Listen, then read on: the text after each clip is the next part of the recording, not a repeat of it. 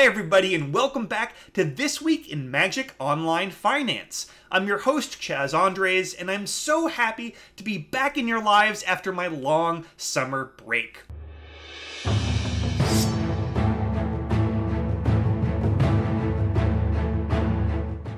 Now, if you haven't had a chance to watch the videos I posted on this channel over the last 3 weeks, I recommend that you take a look. It covered a lot of really interesting and timeless content, including seasonal trends and pauper finance and the difference between long-term and short-term speculation on Magic Online. In the meantime though, let's get to the news. And the big story of the week, of course, is that Core Set 2019 is finally here. It's legal and standard, and while we don't really have enough data to say which decks are going to be at the very top of that new standard metagame yet, it's exciting to see so many cool new brews doing well on Magic Online, as well as in the Week 1 paper events like Star City Games Worcester. First off, let's talk Control, because Grixis and Blue-Black Control were everywhere at Star City Games Worcester. They're all over Magic Online, and the Scarab God has returned with a vengeance. Now, it's unclear how good these decks are, whether the Scarab God is actually a tier 1 strategy right now, or whether or not Nicol Bolas the Ravager is going to be a thing. People are really trying to make that card happen, but we don't know what those results are going to be yet. I really love Nicol Bolas in a vacuum, but the fact that the card lost about 25% of its value in one day on MTGO yesterday tells me that a lot of people disagree with me on that one.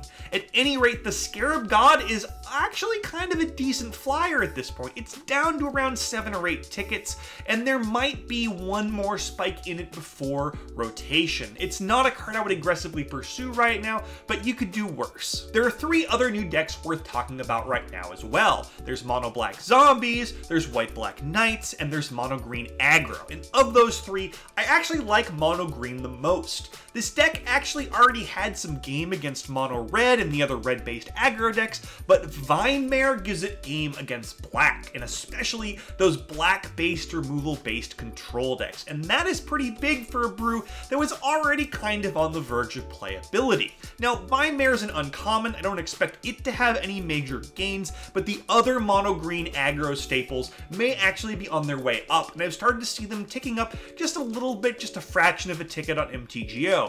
Cards like Steel Leaf Champion and Vivian Reed, they're definitely worth picking up right now, especially if you want to build this deck at some point over the next couple of weeks. And then there's Sarkhan Fireblood, and I have no idea if this card is any good or not. I did see a cool 5-0 deck list kicking around on the MTGO results, but that could have easily been an outlier. The thing that makes me excited is that the price seems like it's on its way up right now. It gained about 2 tickets on MTGO yesterday, which means that the consensus is that people want to try this card out. And at 7 tickets, it may still be underpriced. If it ends up being the flagship mythic in a brand new deck, well, that's a 15, 20, 25 ticket card. So this one is a gamble. It could end up down around 2 or 3 tickets, but if it pays off, it will pay off big. So if you like those sort of gambles, at least consider giving Sarkhan Fireblood a shot. Let's move on to gaining ground, where our biggest standard gainer of the week was Vraska's Contempt. It gained about 4 tickets, going from 6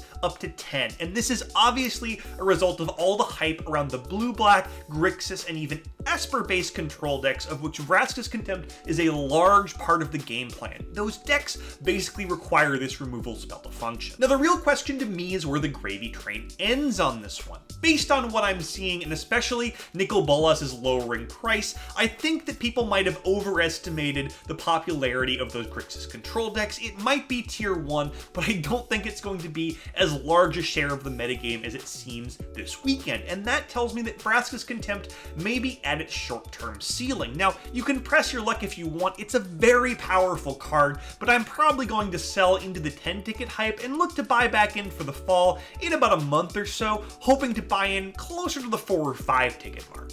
Moving on to Modern, there actually weren't too many big gainers this week. The biggest gainer of the week was Aether Vial. It jumped about 3 tickets from 13 up to 16. Now, Most of the reason this card is expensive is because of decks like Modern Humans, but that's not the reason for the spike this week. This week's spike is actually due to Legacy, specifically Death and Taxes, the hottest post-ban Legacy deck which requires 4 Aether Vials to function. Now, Legacy is not terribly a large driver of prices, but we are entering a bit of a Legacy hype cycle, and online, a lot of the key Death and Taxes staples are cheaper than they are in paper. Cards like Rishadan Port are a lot cheaper online than in paper, and what that means is that other cards that are a little more expensive online, cards like Aether Vial, can actually maintain a larger value because of it. And what this tells me is that Aether Vial, which appears based on the price trend to be ticketed for that 20 ticket mark, can easily hit it and sustain it for a while. I do think this card is going to break 20 tickets, and I recommend buying Vials now if you think you're going to need them for either Modern or Legacy at any point in the near future. Let's move on to our biggest loser, where in this week in Standard, it was Tezzeret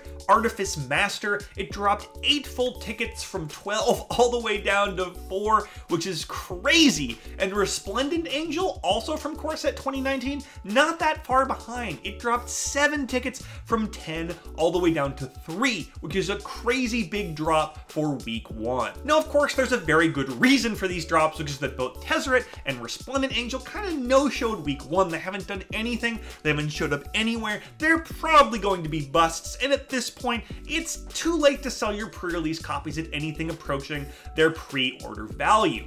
That said, now is a great chance to buy these cards, especially Tezzeret. Are you really ready to say that Tezzeret is going to be a complete dud at this point? 4 tickets is nothing. You can buy a playset of Tezzerets for 12 tickets, and this card has crazy upside. I am definitely buying these cards. I think at some point over the next 2 years where they're legal, somebody will do something with this powerful Planeswalker and 3-drop Mythic Angel. Now, over in Modern, there were quite a few biggest losers. We had Celestial Colonnade, Collective Brutality, and Horizon Canopy all lose between 7 and 8 tickets apiece, which is not an insignificant portion of their total value. And are these cards bad? No, this is just more from the wild world of seasonal sell-offs. A new Standard set dropped and people are selling their extra Modern pieces to buy Nicol Bolas's and whatever else they might need. So as always, expect these prices to rebound at some point over the next month, and if you've been looking to pick up any of these 3 cards, you can buy them now at a nice discount. Now, this week's sneak is appropriate because it's actually a card from Sneak and Show. That's right, I'm talking about Show and Tell. Now, Show and Tell bottomed out at 14 tickets back in mid-June. It's up to about 19 tickets now, and it's continuing to rise. This is a card that was a very, very stable 30 tickets for quite some time, and it was, well, 50 or 60 tickets in the distant past. It's not going to hit those marks again because that was before it was reprinted, but it can easily hit that 30 ticket mark again, especially considering Legacy's recent resurgence. So if you want this powerful staple at about a 10 ticket discount, now is going to be your last chance to buy in. As always, let's end the week by taking a look at the MTGOTraders sales data over the past 7 days. And this gives us a great idea of which cards are actually selling the best right now, regardless of where the price is ending up. Now, in terms of overall sales, there's one clear trend that is bursting its way to the front, which is that zombies are in.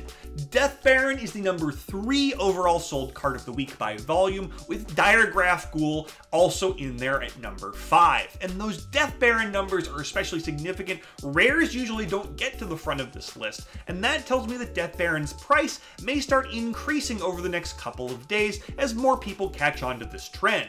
Of course, popularity doesn't mean that the deck is any good, so be careful of that when you're speculating on zombies. I still like it, but take it with a grain of salt. Now, in terms of overall value sold, it's Standard on the top. You've got Nicol Bolas the Ravager as the number 1 card on the list this week, followed by Teferi, but after that, it's a bunch of Modern and Legacy cards. We're looking at things like Engineered Explosives, Mox Opal, and Wasteland, and that is a bit unusual for week 1 of a brand new Standard format. There just isn't as much hype this time around, whether it's because this is a core set or because it's the late summer and people are waiting to see what fall is going to bring in terms of set rotation before they buy in. Regardless, Standard prices are a little bit depressed right now, and and I expect the overall market to keep sort of dragging down as we land in those dog days of summer before too many more weeks have passed. That's all I got for you this week. I'm Chaz Andres. Please like the video, subscribe to the channel, and I will see you next Monday morning for another episode of This Week in Magic Online Finance. Thank you for watching the video. If you enjoyed the video, make sure to smash that like button. Subscribe to the channel for more awesome MTG content just like this, and make sure to tap the bell icon to be notified whenever a video is made live. If you want to keep watching content, here are 2 more videos for you. This video and many others are sponsored by MTGOTraders and Cape Fear Games. Buy and sell digital singles to build your online collection today with MTGOTraders, and get your paper singles, accessories, and much more from Cape Fear Games. Whatever your Magic needs, both places have you covered.